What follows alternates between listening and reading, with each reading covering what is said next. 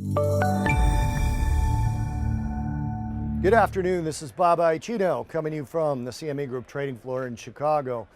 Talking precious metals, gold specifically, down about 0.75% today, but down 1% for the week. This is gold's worst week since mid-October, the week of October 16th to be specific. Still running within that channel that we've seen all the way back, going all the way back to about early August. That channel has not really been violated in any meaningful way.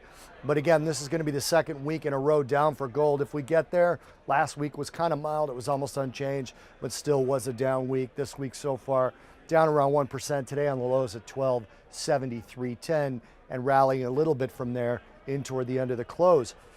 Dollar has been volatile today, and the dollar has been moving gold pretty substantially the last couple of days. That inverse relationship between the dollar and gold has managed most days when the dollar has moved substantially.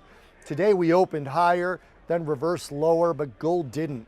Gold never really recovered when the dollar came off, except coming off of the low. Still ended up with a fairly good-sized down day in gold relative to the recent volatility we've seen in the yellow metal.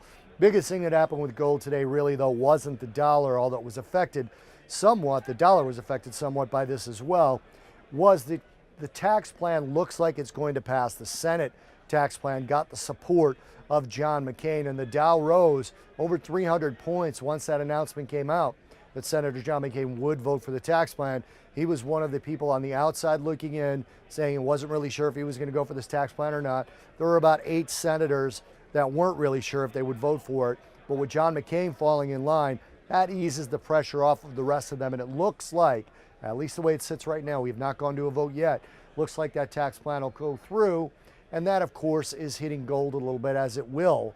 Regardless of what you think of the plan itself, it will initially give a boost to equities and give a little bit of a boost to the dollar, thinking that the Fed might come in a little bit tighter, although we are not seeing that today. That will probably wait until the Fed comments on the tax plan after it gets passed, if it gets passed. But the way it sits right now, the Dow was up huge and gold was down around 0.75%.